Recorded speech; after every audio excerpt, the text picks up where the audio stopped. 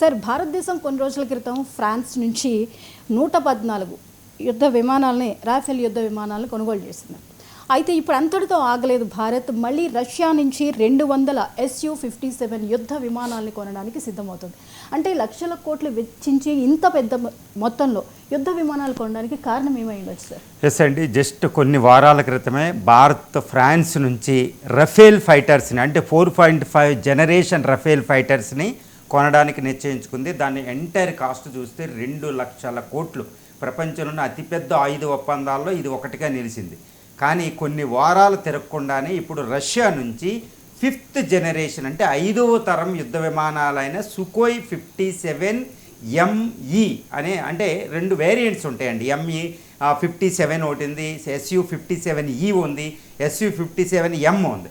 ఈ వేరియంట్స్లో mostly Su-57M అనే 5వ తరం యుద్ధ విమానాలు, దట్టు కూడా ఇదో రఫేల్ 114 కాదండి, ఇప్పుడు 200 యుద్ధ విమానాలు. అంటే 10 స్క్వాడ్రన్ అంటారు. ఒక స్క్వాడ్రన్ అంటే 18 నుంచి 20 యుద్ధ విమానాలు ఉంటాయి.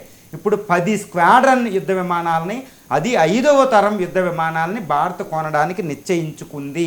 ఈ డీలు త్వరలో కుదిరిపోతుందని తెలుస్తుంది. దీని కాస్ట్ రఫేల్ ఫైటర్స్ కంటే కొంచెం తక్కువ. ఎందుకంటే ఆ రఫేల్ ఫైటర్స్ కంటే పోలిస్తే ఇప్పుడు Su-57 యుద్ధ విమానాలని భారతదేశం ఒక 40, అంటే 4 స్క్వాడ్రన్ని డైరెక్ట్గా రష్యా నుంచి కొనుగోలు చేసేస్తుంది. డైరెక్ట్గా అదే తయారు చేసి మనకి ఇచ్చేస్తుందండి. కానీ మిగిలిన 6 స్క్వాడ్రన్ని భారతదేశంలో బెంగళూరు, హైదరాబాద్లో ఉన్న ఈ అంటే హిందుస్థాన్ ఏరోనాటిక్ లిమిటెడ్స్లో ఇక్కడ తయారు చేయబడతాయి అనమాట. అంటే రష్యా నుంచి ఈ 5వ తరం యుద్ధ విమానాలు ఎందుకు కొంటుంది? ఫ్రాన్స్ నుంచి కొంద కదా. అదేవిధంగా భారతదేశంలో తేజస్ మార్క్ 1, తేజస్ మార్క్ 2 లాంటి ఎన్నో, అంటే సుమారు 200-300 యుద్ధ విమానాలకు ఆర్డర్ ఇవ్వడం జరిగింది. దానికి కూడా సుమారు 62,000 కోట్లు ఒకసారి, 97,000 కోట్లు ఒకసారి స్పెండ్ చేయడం జరిగింది ఇప్పుడు తేజస్ ఫైటర్స్.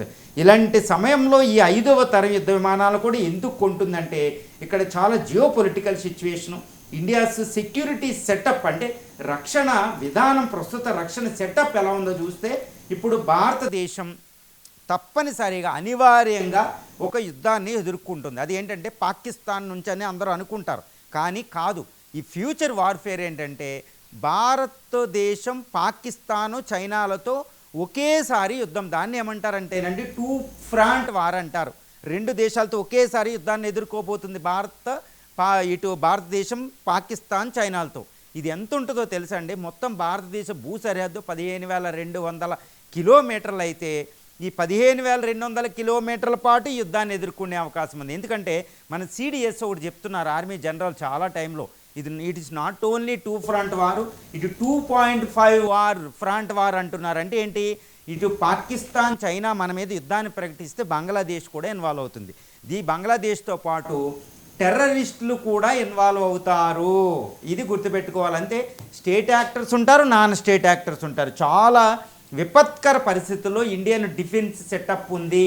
కాబట్టి భారతదేశం ఆపరేషన్ సింధూర్ తర్వాత జరిగిన పరిణామాలని ఎంత గొప్ప విజయాన్నైనా ఒక గర్వంగా తీసుకోవడం లేదు. తర్వాత దాన్ని గుణపాఠంగా నేర్చుకుని యుద్ధానికి వెళుతుంది. దీన్ని 2 ఫ్రంట్ వార్ అంటారు, పాకిస్తాను ఇటు చైనాతో. కాబట్టి ఈరోజు 4.5 జనరేషన్ ఫైటర్స్ రఫేల్ తెస్తున్నాం. అదేంటి? సుమారు 114. దాంతోపాటు ఒక 26 రఫేల్ ఫైటర్స్ని నేవీ కోసం కొంటున్నాం. తర్వాత MiG-29ని, ఇంకొక 40 యుద్ధ విమానాలని విక్రాంత్ మీద మోహరించడానికి మళ్ళీ తెస్తున్నాం. ఇన్నిటి తర్వాత కూడా ఇప్పుడు 200, అంటే 10 స్క్వాడ్రన్ల Su-57ని ఎందుకు కొంటున్నాం అని చెప్పే ముందు అసలు Su-57 అంటే ఏంటో చూద్దాం. ఈ Su-57 అనేవి ఇటు చైనా తయారు చేసిన J-20, J-35 లాంటి 5th జనరేషన్ ఫైటర్స్ని అడ్డుకోగల శక్తివంతమైన యుద్ధ విమానాలు Su-57. అది ఒకటి. అంటే ఏంటి? ఈరోజు పాకిస్తాన్కి చైనా తన J-20ని ఇస్తుంది. అదేవిధంగా J-30, J-25 లాంటి 5th జనరేషన్ ఫైటర్స్ ఇస్తుందండి. J-20 అంటే చాలా mighty, one of the biggest, most modern and sophisticated fighter air craft of the world along with this Su-57 ఒకటండి. అమెరికా F-22, అమెరికా F-35 రాఫ్టర్స్తో ఈక్వల్గా ఉంటుంది. అలాంటి యుద్ధ విమానం పాకిస్తాన్కి వస్తే చైనా కూడా ఈ J-20ని మొత్తం హిమాలయాల అవతల టిబెట్ అనంతా మోహరించింది. సో ఆ వందలాది ఆ యుద్ధ విమానాలు ఎదుర్కోవాలంటే మనకు కూడా ఈ రఫేల్ సరిపోవు, 5th జనరేషన్ కావాలి. కానీ ఇప్పుడు ఇండియా దగ్గర ఉన్న 5th జనరేషన్ తయారయ్యేది ఆమ్కా 2035 నాటికి కానీ రాదు. కానీ ఈ మధ్యలో మరి పరిస్థితి ఇంకో 10 years యుద్ధ విమానం 5th జనరేషన్ లేకుండా ఇటు చైనా యొక్క J-20ని ఎదుర్కోవడం అసంభవం. మన యుద్ధంలో నిలబడడం కష్టం, ఒక డిఫెండ్ చేసుకోగలుగుతాం, అటాక్ చేసే పరిస్థితి ఉండదు. సో ఇంత విపత్కర పరిస్థితికి ఇండియా ఛాన్స్ ఇవ్వదలుచుకోలేదండి.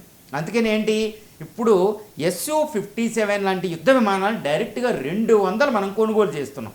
40 ఇండియాలో వాళ్ళు డైరెక్ట్గా వస్తే మిగిలిన ఇండియాలో తయారు చేస్తాం. దీన్ని రష్యా నుంచి ఎందుకు కొంటున్నాం, F-22 F-35 అమెరికా నుంచి ఎందుకు కొంటలేదంటే చాలా డిస్కషన్ జరిగింది దీని మీద. ఎందుకంటే ఈ రష్యా మనకి టెక్నాలజీ కూడా ఇస్తుంది. తర్వాత ఆల్రెడీ Su-27 Su-30MK మన దగ్గర ఉన్నాయి, Sukhoi 30లు. అంటే దాని సిరీస్లోనే దాని వేరియంట్గా వచ్చిన ఈ Su-57 మనం వాడడం ఈజీ, మన పైలట్లు వాడడం ఈజీ. ఆ టెక్నాలజీ మన దగ్గర కొంచెం ఉంది కాబట్టి ఈ అడిషనల్ టెక్నాలజీ, దాని ఆపరేషన్ కాస్ట్ కూడా చాలా తక్కువ అండి. 2, అమెరికా యుద్ధ విమానం F-22తో పోల్చిన, F-35తో పోల్చిన, ఇటు చైనా J-20తో పోల్చిన Su-57 యుద్ధ విమానం అనేది చాలా తక్కువ. అదేంట 30 మిలియన్ నుంచి 50 మిలియన్లే ఖర్చు అవుతుంది. చాలా తక్కువ అండి, చీప్గా వస్తుంది. దాని మెయింటెనెన్స్ కూడా చాలా తక్కువ. 2, ఆ టెక్నాలజీ ఇండియా ఈజీగా అర్థం చేసుకుంటుంది. 2, దాని సోర్స్ కోడ్ ఇస్తారు, టెక్నాలజీ ఇస్తారు. కాబట్టి మనం 5th జనరేషన్ ఫైటర్ తయారు చేయడానికి కూడా ఈ టెక్నాలజీ మనకు అక్కరకు వస్తుందండి. ఇంకొకటి ఏంటంటే ఈ Su-57 అనేది భయంకరమైన ఒక యుద్ధ విమానం అనమాట. ఎంత సోఫిస్టికేటెడ్ అంటే దాంతో ఒక వెపన్ ప్యాకేజ్ ఇప్పుడు రష్యా నుంచి మనకు వస్తుంది. For the first time on the earth surface అని చెప్పొచ్చు. ఒక 5th జనరేషన్ ఫైటర్స్తో పాటు హైపర్సోనిక్ మిసైల్ జిర్కాన్ కూడా దీంతో మనకు వస్తుంది.